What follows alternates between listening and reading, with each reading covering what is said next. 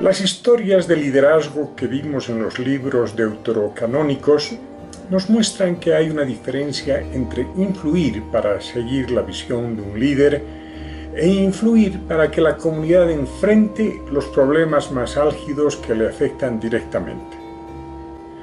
Es decir, esforzarse para que la comunidad vea los problemas, aquellos problemas que la comunidad ha elegido dejar de verlos o no incomodarse para encararlos. Mucho de esto se refleja en el libro de Ageo que veremos a continuación. En el año 538 a.C., Ciro, emperador de Persia y conquistador de Asiria y Babilonia, y por tanto emperador y conquistador de los israelitas y judíos, firmó un decreto revirtiendo la política de desarraigar de su hogar a los pueblos conquistados. Una práctica de relocalización, dominación y desmovilización que prevaleció durante casi 2 siglos entre asirios y babilonios. Ello benefició a muchos judíos y a un mínimo de israelitas que volvieron a tierras de Canaán, aunque la mayor parte de ellos se fue a Egipto, se quedó en los lugares del destierro o se trasladó a lo que hoy es Turquía y Siria. En estas circunstancias, únicamente unos 30.000 judíos emprendieron un viaje de retorno a Jerusalén, a la región de Canaán propiamente dicha, tal como el profeta Ezequiel lo había predicho. Este viaje de retorno, sin autoridades propias, fue organizado y liderado por Zorobabel y Josué. Ambos conducirían un nuevo éxodo. En este caso era el éxodo de Babilonia, 1200 años después del primero, después del retorno de Egipto. El retorno de Babilonia a Israel fue lleno de gozo y esperanza, aunque este volver a la tierra prometida no implicaba libertad ni autodeterminación. Los judíos y lo que quedaba de los israelitas se mantendrían como súbditos del emperador persa y seguirían siendo dominados por sus conquistadores, pero serían nuevamente habitantes de sus antiguas tierras, despojadas durante la conquista asirio-babilónica. Volver a esas tierras ocupadas por una población abigarrada de extranjeros implicó un complejo proceso de reclamos, devoluciones de antiguas tierras y propiedades y nuevos asentamientos, especialmente en el norte de Canaán. Los hitos de antiguos momentos de la vida de Israel ya no existían, habían sido demolidos, y los usos de la tierra cambiados, habían otros dueños. Lo sagrado de antes era lo profano de ahora. Los templos habían sido demolidos y nuevos altares se alzaban en todas partes. La reconstrucción de Israel y Judá ya no sería la reconstrucción de un Estado soberano, sino la reparación y recuperación de unas cuantas provincias periféricas y subalternas del nuevo imperio persa. Resueltos los primeros problemas de asentamiento familiar, algunos de los que volvieron del destierro se dedicaron a la construcción de un nuevo templo en Jerusalén sobre las ruinas del antiguo, sobre las ruinas del primer templo, del templo de Salomón. Para ello erigieron un altar y restituyeron el culto a Jehová en Jerusalén de acuerdo con las tradiciones ya casi perdidas de la ley de Moisés y la sabiduría de Salomón. En este esfuerzo de reconstrucción se dieron cuenta que las condiciones sociopolíticas y económicas que primaban en épocas de David y Salomón ya no existían. No había unidad en la población, ni recursos propios, ni contactos con el rey de Tiro u otros aliados que puedan proveer materiales y albañiles. Peor aún, la población subyugada y sometida a los lineamientos del imperio persa se había acomodado y condicionado a vivir sin sus referentes culturales de antaño. Muchos directamente se negaban a participar en los esfuerzos para reconstruir el templo. Rápidamente los dirigentes, no podemos hablar de autoridades propias, se dieron cuenta que no podían comprar los materiales necesarios ni obligar a nadie a participar en las tareas de reconstrucción. Excepto los más ancianos, los nuevos habitantes de Jerusalén no recordaban el templo, aunque algunos mantenían vivas las descripciones de Ezequiel y del propio Hiram Abif. En diferentes momentos de sus esfuerzos de reconstrucción, el reducido número de obreros se encontró con cimientos y cámaras y bóvedas subterráneas del primer templo, lo que les causó alegría y llanto al mismo tiempo. Se encontraron con reliquias y documentos diversos. Uno de los documentos encontrados fue el libro del Deuteronomio original. Entre los objetos símbolos encontrados se halló el altar de la tercera cámara con las letras del nombre de Yahvé, el Dios innombrable. Sin embargo, el optimismo del proyecto pronto se enfrentó a la realidad de la ausencia de recursos y a la indiferencia de muchos que habían abandonado sus raíces judías mezclándose con otros pueblos en Palestina y con pueblos provenientes de Asia, de Asiria, de Persia y fundamentalmente de Babilonia, para los cuales Jehová era solo una referencia lejana. Los constructores del segundo templo también se enfrentaron a cientos de pequeñas autoridades burocráticas que bloqueaban sus iniciativas, que bloqueaban su interés por recuperar las áreas dedicadas al templo y a Jehová. Ciertas comunidades locales consideraban que la construcción de un templo para el Dios único representaba una amenaza para ellos y combatieron a sus constructores, quienes debían estar predispuestos tanto a construir como a combatir a sus enemigos simultáneamente. Esta situación se alargó por cerca de 20 años, del año 539 a.C. al 520, cuando empezó realmente la reconstrucción del templo, es decir, cerca de 20 años sin que se logren avances importantes. Ello enfrió los entusiasmos de inicio y la población empezó a alejarse, a acomodarse y asociarse con otros dioses que eran venerados en templos ya existentes en Canaán y en la propia Jerusalén. En estas circunstancias, las palabras de dos líderes fueron fundamentales. Nos referimos a las palabras de Ageo y a las de Zacarías. Con las constantes arengas de Ageo, un líder carente de toda autoridad, pero comprometido con la idea de un segundo templo, el pueblo empezó a romper con la indiferencia y el acomodo, la comodidad en la que había caído el grupo de judíos a su retorno a la tierra prometida. Gracias a las arengas de Ageo, el grupo de judíos que volvió a Canaán empezó a incomodarse y comprometerse con el propósito profundo de su pueblo y se hizo parte del trabajo de reconstrucción del templo. Se empezaron a cobrar diezmos para financiar la reconstrucción y a exigir contribuciones de mano de obra. Durante este periodo, las figuras de autoridad colonial y subordinada del pueblo de Israel, nos referimos a Zorobabel y Josué, aunque tarde en el proceso, al fin llegaron a apoyar las iniciativas de Ageo, quien se vio reforzado en su discurso por el profeta Zacarías poco tiempo después del inicio de la campaña de reconstrucción. 5 años más tarde, en el año 515 a.C., gracias a los esfuerzos de Ageo y Zacarías y a los trabajos de Zorobabel y Josué, quienes devolvieron la responsabilidad y las iniciativas de cambio y construcción cultural al pueblo, los descendientes de Judá estrenaron su segundo templo en la ciudad de Jerusalén. Por fin, autoridad, liderazgo y el esfuerzo de un pueblo se habían alineado de manera efectiva y complementaria.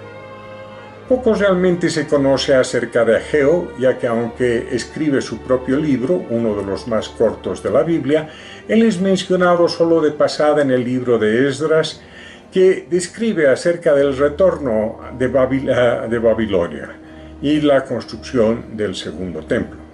Sin embargo, fuentes paralelas al registro bíblico muestran que el liderazgo desde la base que ejerció Ageo comenzó reclamándole a Zorobabel, el gobernador designado por los persas, y a Josué, el sacerdote de Judá, reclamándoles, decíamos, mayor dedicación y entusiasmo en la tarea fundamental para los judíos, la reconstrucción de un nuevo templo. Ageo decía que no era justo para quienes habían sufrido el exilio babilónico y que ahora retornaron a Jerusalén en busca de sus raíces y patrimonio ancestral que se demore tanto en la construcción de la casa de Jehová. Pero su discurso no solo estaba dirigido a las autoridades civiles y religiosas, sino también al pueblo llano. Les recordó la naturaleza del Señor y su característica de ser el proveedor de todos los recursos materiales y espirituales, morales y sociales para la reconstrucción de un pueblo que se había alejado de él. Y les recordó a sí mismo que por su inconducta el Señor se había alejado de su pueblo. Les hizo notar que ellos se habían dedicado a reconstruir sus hogares, pero que habían postergado la reconstrucción de aquello que los mantenía unidos como un pueblo, como una cultura en torno al culto de un Dios vivo. Les mostró cuán fácilmente se habían acomodado a una situación de apatía y de comodidad sin responsabilidad, cuando lo que en ese momento se necesitaba era incomodarse para emprender con la solución a un problema álgido del grupo. Un problema que ponía en peligro el territorio, la cultura y la razón misma de la comunidad. Les recordó del pasado y de los tiempos de alejamiento de Jehová que habían sido la causa de muchas calamidades, y les hizo notar que algo similar estaba sucediendo en ese preciso instante con las sequías y las pérdidas de las cosechas. Ello no era sino el corolario de su negligencia para con el Dios de sus mayores, de su negligencia, apatía y carencia de vigor en el alma para emprender los trabajos fundamentales de su raza. Las palabras de Ageo resonaron ciertas en el corazón de su pueblo, que se puso a trabajar para remediar su descuido. Los resultados fueron inmediatos. Ageo en este sentido es más un líder promotor del templo que un profeta. Ageo tuvo resultados y movilizó tanto a autoridades como al mismo pueblo en un emprendimiento colectivo.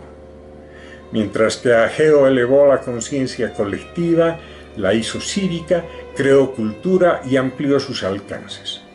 Pero fundamentalmente movilizó al grupo en la realización de una serie de esfuerzos concretos. Los profetas, por su parte, fueron portadores de un discurso divino de arrepentimiento y despertadores de una conciencia religiosa. Ahí la diferencia entre un líder y un profeta. El verbo vibrante de Ageo no solo estaba dirigido a los judíos, también hablaba del futuro de las naciones que apoyaban o se enfrentaban al pueblo de Israel. Ello motivó entusiasmo en otros grupos que se unieron a los judíos en el esfuerzo cívico de levantar el segundo templo. Nada mejor para Ageo y para el templo que el hecho de que las cosechas comenzaran a mejorar. Ello incrementó las contribuciones y pronto Jerusalén volvió a bullir con actividades, recursos y gente de todas partes, todas unidas en torno al proyecto de un templo para el Dios único, para el Señor de la luz y la salud. En estas circunstancias de gran actividad y movilizaciones colectivas aparece una nueva figura, Zacarías el profeta, quien empieza a diseminar un discurso apocalíptico muy diferente al discurso movilizador de Ageo, pero complementario en muchos aspectos. Les recuerda que la desunión de las tribus de Israel había conducido a su destrucción, exilio y cautiverio, y les alerta de que solo un genuino cambio en el corazón de los hombres podrá significar un acercamiento al Dios que habían abandonado los israelitas, y que por su parte este Dios había abandonado a la descendencia de Jacob.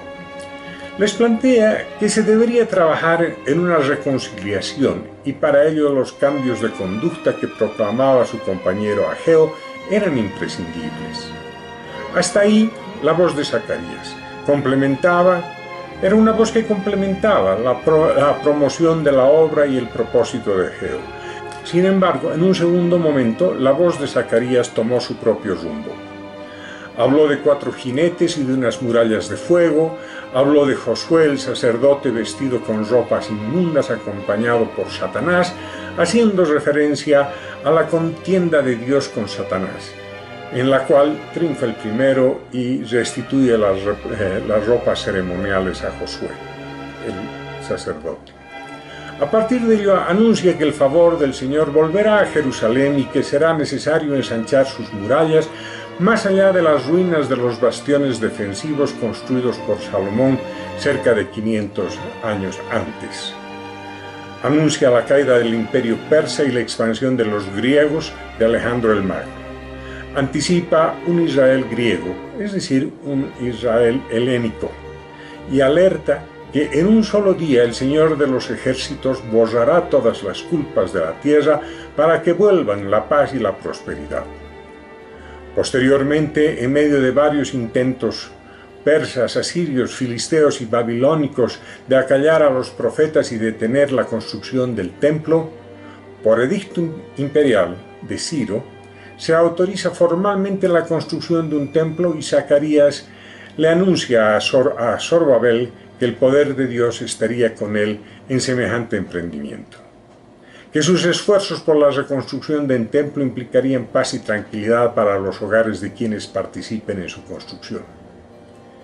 Ello motivó aún más a los grupos de constructores de distintas nacionalidades que se habían propuesto reconstruir el templo de Salomón en Jerusalén. Finalmente el emperador Darío, sucesor de Ciro, otorgaría a la provincia periférica de Israel la autorización para reponer sus autoridades civiles y continuar con la construcción del templo y retomar el culto a sus deidades originales, sin por ello dejar de ser parte del imperio persa. Con estas medidas imperiales, el entusiasmo se incrementó aún más y las obras religiosas pronto llegaron a su conclusión. Es así que con la autorización de Darío, quien envió una corona de oro y plata, en medio de la presencia legitimadora de 3 judíos provenientes de Babilonia, Zorobabel, la autoridad civil de la nueva provincia, coronó como sumo sacerdote de Jehová a Josué.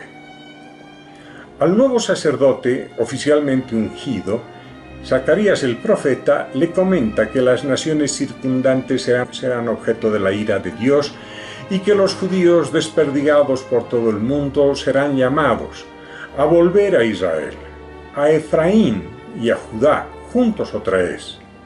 Efraín se había tornado en el nuevo nombre que abarcaba a lo que alguna vez fue Israel.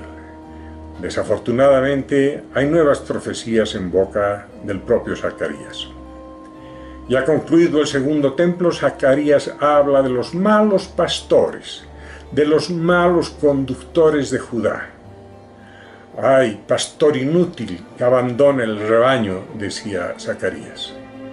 Zacarías es invitado a convertirse en el pastor de Efraín, es decir, en el pastor de lo que antes fuera Israel, y representante de los ejércitos del Señor. Este profeta, Zacarías, acepta este nuevo rol, con lo cual la legitimidad de su palabra cambia. Se interioriza de los pormenores de la gestión civil y describe la terrible suerte que le espera a Judá en manos de los falsos pastores que vendrán a continuación. En vano, el pastor ungido, Zacarías, trata de salvar al pueblo, porque el pueblo empieza a detestarlo. De ser portador de grandes entusiasmos, ahora Zacarías es únicamente portador de malas noticias, por lo que el pueblo desconfía de él y no acepta los trabajos que un cambio profundo requiere. Ante ello, Jehová es fuente de una sexta maldición. Sancionará al pueblo que rechaza a Zacarías y se niega a seguir a los pastores verdaderos. Nos preguntamos si será esta la maldición que pasa sobre los grupos que asesinaron social y civilmente a sus líderes y acabaron o debilitaron el coraje, la actitud y el compromiso de los grupos que hacen realidad, que realizan lo necesario para sustituir un territorio, un templo o un hogar. Los que generan sufrimiento y pena en el verdadero pastor tendrán como resultado la dispersión de sus ovejas, y aunque perecerán 2/3 del pueblo, el remanente sobrevivirá a los fuegos purificadores. Esos, quienes siguen y apoyan al verdadero pastor, retornarán a Dios y reconocerán que es el Señor. Largos serán los días de esa maldición hasta que el día llegará en que Israel se convertirá en una piedra onerosa para las naciones. Sión se sentirá reforzada y Judá emergerá con la victoria sobre todas las naciones que han ido contra ella, dirá Zacarías. En este día de victoria, continúa Zacarías, los israelitas se tornarán en un espíritu de gracia y de súplica a aquel que una vez rechazaron. El pueblo de Jerusalén tendrá y se servirá de una fuente para limpiarse del pecado y de la suciedad. No solo el pueblo, sino que también la tierra será limpiada. Los ídolos serán barridos de la memoria y los falsos profetas serán relegados al olvido.